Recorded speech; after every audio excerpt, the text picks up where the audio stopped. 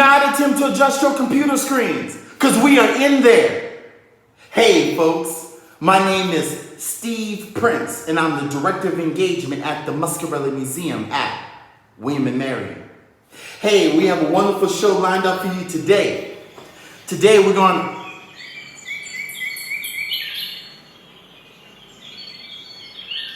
Fanbird mail.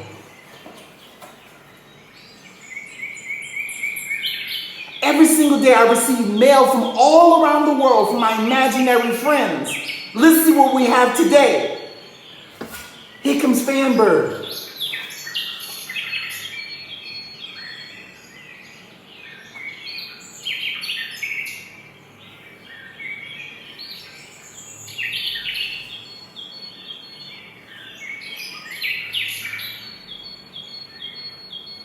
Bye, Fanbird.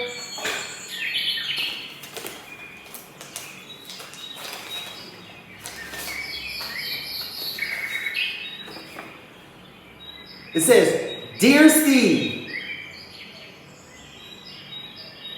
That's me. My name is Louise Jefferson. Thank you for the wonderful online lessons.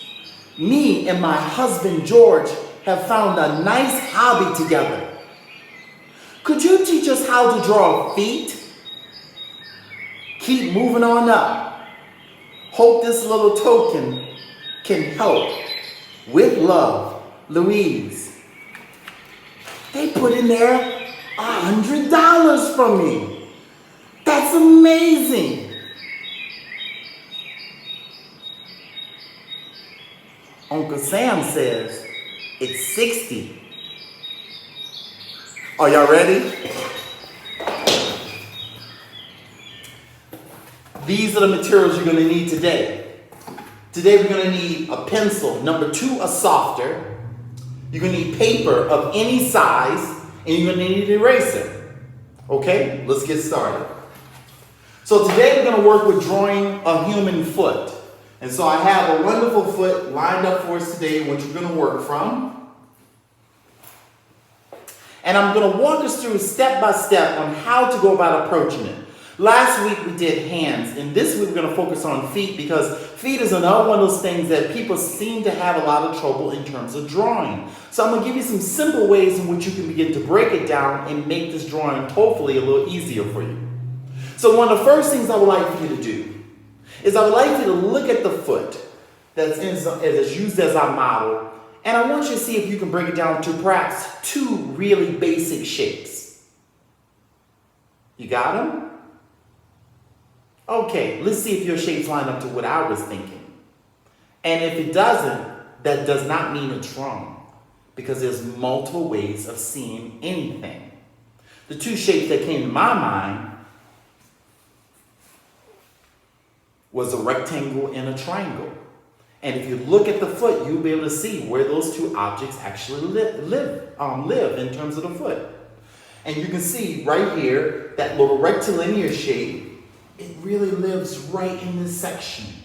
And you see the triangular shape, you can see the foot has that triangular configuration in terms of its shape. So let's try to work it out. Remember, I'm going to use a marker so it can have good strong contrast on our paper so that everyone can see and follow along at home. As you're working with pencil, you have a little bit more flexibility in terms of what you're able to do. I do not have the ability to erase. So when I look at the foot, I'm going to look for those basic shapes again. And first I'm going to look for that kind of rectilinear shape that kind of sits to begin to define the ankle. And then the next shape I'm going to look for is that triangular shape to begin to see the foot fitting within that space. And with those 2 basic shapes already, you can pretty much see I got the foot already because I broke it down to its most basic components. I didn't call it foot, I saw it as shapes and as forms.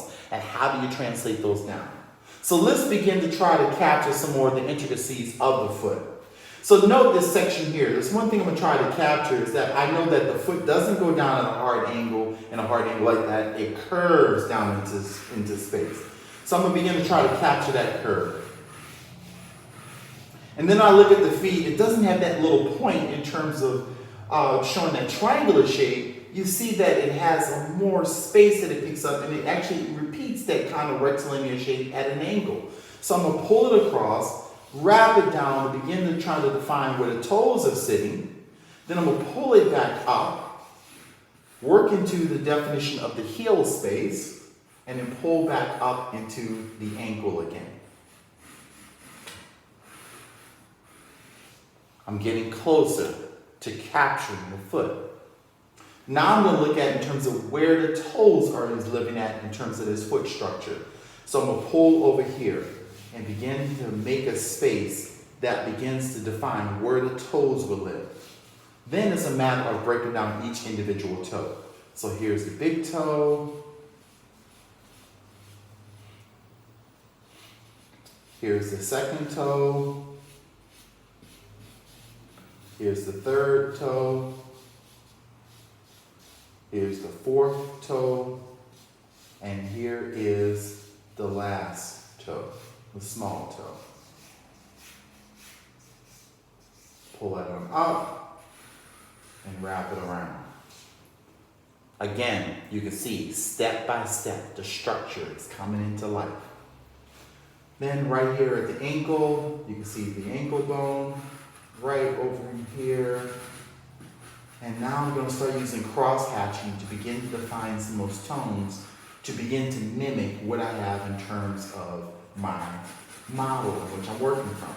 Pulling those lines down at a diagonal, crossing back over them, pulling back over them some more, and building the richness of the tones to begin to define the foot. Pulling it down. Then I can even see some of the vein play, and some of the ways in which I approach that is I begin to denote a line to begin to follow it, to see where it exists in terms of the foot. And then I come back and note that it has an area where the light is hitting the vein, and on the opposite side where it's not hitting as much, it creates a little bit of a dark. So I can begin to capture that, and then see a little bit darkness on the other side, and therefore it makes that vein structure stand out on the foot. And so now I'm just going to keep going around defining more vein structures, changing the tone, very much like what we did a few weeks ago where I talked to you about the gradation and seeing the lights and the darks. You can see that the light is hitting from this side and the foot is turning away from light. It's creating more darks on that opposite side. So I'm pulling some more darks going up. The foot itself is darker than the background, so you also need to make sure that you apply a little bit of tone into the foot for this particular drawing. You always want to pay attention to how your light is functioning within your work so that you can get a really accurate representation of the lights and darks and whoever you're drawing and whatever the skin color or skin tone is. So let's lay in some more tones. Now I'm going to start defining the toes and making those stand out a little bit more and work out the fingernail, the toenail. I'm about to say fingernail. Make out the toenail.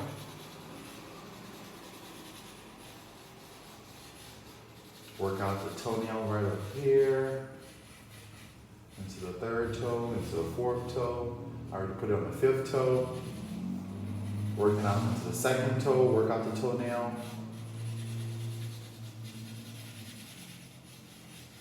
Work over here and get the big toenail.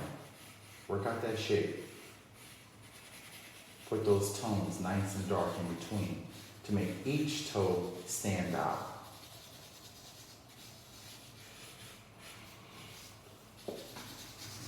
Pull some of those tones back up the feet.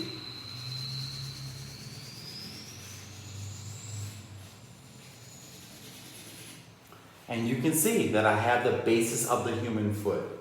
I can keep on going. I can keep on pulling some more values and tones and working out the subtleties of what we're seeing. I can even work out some of the shadow that's cast from the foot onto the ground and back behind the foot, and that will give it more sense of volume and make the foot stand out some more. But you can see I pretty much have the foot. It's just a matter of continuing to work out those tones, to continue to look into it, to find all the details and the intricacies that are there. So, with that being said, I want you, please, continue to send in your submissions to our virtual gallery. And you send your submissions to muscarelliinthehouse@gmail.com. I'll repeat one more time. muscarelliinthehouse@gmail.com. And remember, folks, art is all around you.